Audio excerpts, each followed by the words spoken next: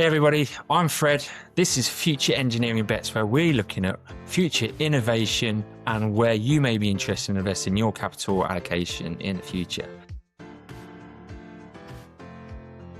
So very recently, there has been the 2026 Financial Times Future of the Car Summit held in the UK. So we heard the positioning of the OEMs. Now that's going to be very important for your tier 1, tier 2, tier 3 planning. The challenge for the OEMs is that they need to make EVs at scale to make margin on them. Interestingly, globally, there is surplus capacity to produce cars. So something's got to give in that region in the future. But right now it's starting to make people nervous, because if we are fully dependent on China for our production of cars, we have potential to have problems in the future. Will the companies survive? Some of them will and some of them won't, but maybe Chinese companies will be buying up more of the European brands and selling us cars from China in the future.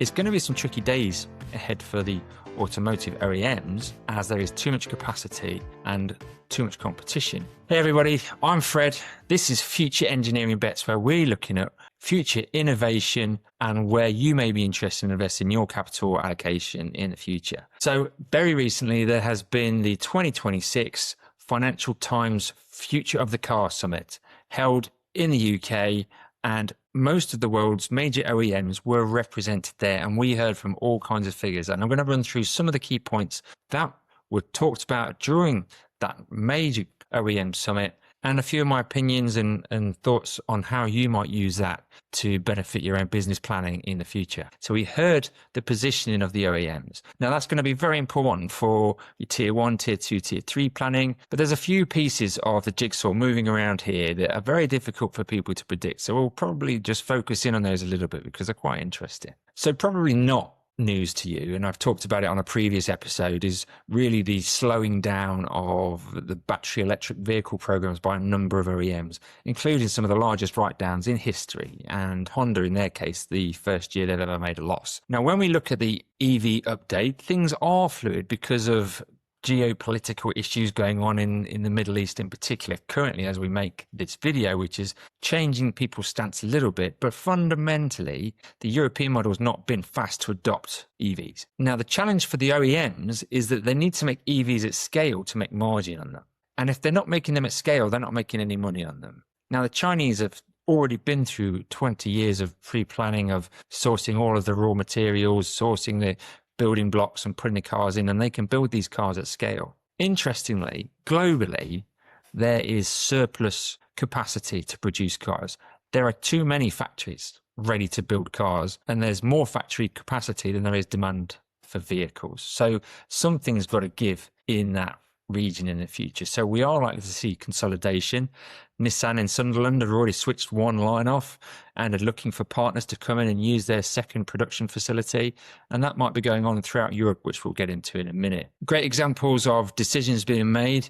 Volkswagen are pushing their Golf ID, their electric Golf, to the end of the decade. That's a major decision.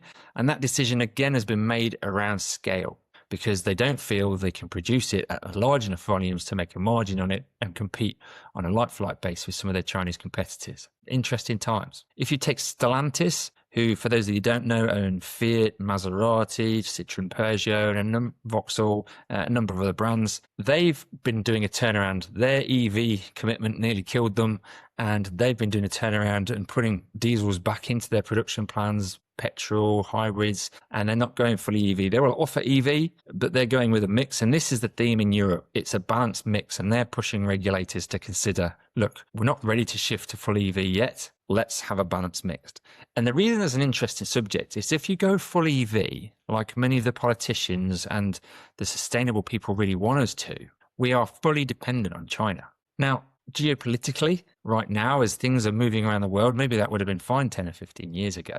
But right now it's starting to make people nervous, because if we are fully dependent on China for our production of cars, we have potential to have problems in the future. Now, also add to that the fact that they are building cars at scale that are EVs, that are by all means good family cars, and European manufacturers can't compete with them at the scale and the margins that they're trying to make. So where does that leave the European car makers? Probably scrambling back a little bit towards hybrids, petrols, not only from a position of not being able to persuade people to buy EVs en masse right now, but also from a defensive position. The European OEMs, including everyone in UK, have left it too late to really plan their EV raw material supply chain through to final production. What does that mean? It means when you take the minerals out of the ground and you turn them into battery packs and you turn them into the other elements needed to make an electric vehicle, we're all pretty dependent on China, and that's not really in everyone's interests long term. And it's going to take 10 or 20 years to turn that around. So that does mean that the OEMs in Europe are now looking around to say, well, what do we do? So there's a lot of talk of partnerships really between the European OEMs and finding a partner in China that can be their supply chain partner and potentially even produce more things. At the same time, the automotive manufacturers in China are looking to Europe to say, how do we do more of our production in Europe, or certain elements of that production in Europe, to avoid the potential EU tariffs, which are talked around about being 35%, which may or may not apply for a long time. Who knows? So we've got a motivation from China to build more in Europe, and we've got a motivation from Europe to align with the Chinese OEMs, particularly the big companies like BYD, who are major in making a lot of the car batteries. So where does that leave you? Well, we can say that it would appear the plug-in hybrid is going to be around for a long time.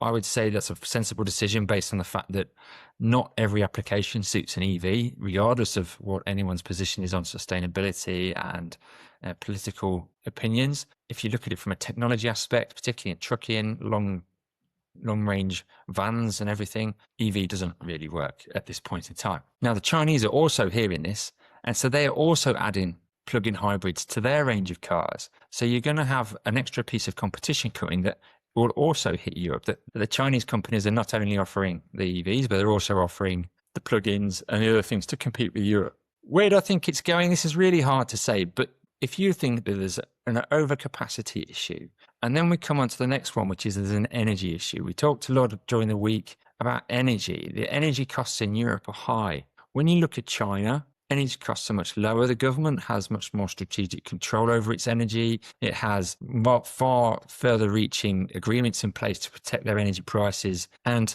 when you look at that versus Europe, where we are quite on edge, we take a lot of our energy from either Russia, and the UK is a massive importer of energy. People are starting to question those strategies, obviously, as a way to protect yourself long term. But from an automotive point of view, expensive energy goes into the price of a car. And if someone else is able to make a car at a far lower price, some of that is labor, but a lot of it's energy. And so that energy question is a kind of an unsolved problem. If you can't predict the future energy requirements that you're going to have to spend in your capital investment, you may be safer to go and build in China. So that leads me on to the point, are we really going to see a shift of either production moving to China, or certain elements of production, maybe being then sub-assembled and then finally assembled in Europe? Option one, reduce energy. So European OEMs partnering with Chinese OEMs. Number two, I could see this really happening. The Chinese are smart enough to know that brand is everything, right? And you've seen that with MG, where they bought the Rover MG brand, and I'm sure someone's going to launch a Rover one day, but it's worked quite well in the UK, launching a brand everyone's familiar with. They all know this is Chinese cars coming in, you stick a brand on it, it's an MG, it's a British car. Now imagine the future where maybe a Fiat, or maybe a Maserati, maybe a BMW, they're all going to be made in China. Will the companies survive? Some of them will and some of them won't, but maybe Chinese companies will be buying up more of the European brands and selling us cars from China in the future.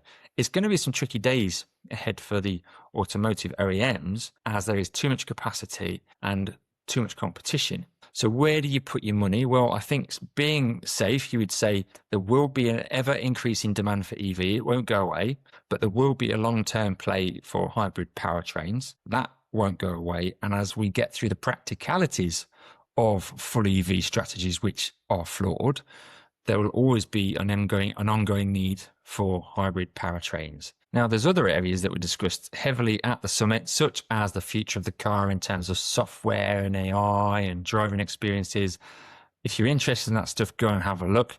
That's not what we're discussing here today. We're focused more on the powertrain and the geopolitical positioning of these companies. And I think it's really interesting. So if you're a tier one, tier two, you've got to be looking at how the supply chain may be shifting and thinking about how you source components, both in the next 5 to 10 years, but where are you going to go after that? There are people that are looking into how they source those components outside of China, but that's going to take time. But at the same time, do you want to be fully reliant on China as your core source of all raw materials in the future? Question mark. I hope you've enjoyed that discussion. It's a really interesting topic. Lots of different opinions on it. So many things to talk about. What do you think about the whole geopolitical piece and then the defensive strategy of, do we need to make sure we don't rely on China in the future in case of geopolitical tensions that could change as we go forwards? What happens with the global OEMs when they start shifting potentially their production to China and the Chinese OEMs making European branded cars, either in Europe or in China or both? And what happens to the powertrains when EV and hybrid are going to coexist together? Does there still leave room for hydrogen fuel cell, or is a plug-in hybrid with potentially sustainable fuels, with e-fuels in the future, going to be an answer that comes alongside EV permanently? Thank you very much for watching. I'm Fred Warner of Future Engineering Bets. Do like and share this with other people. Do subscribe, and I will see you in the future.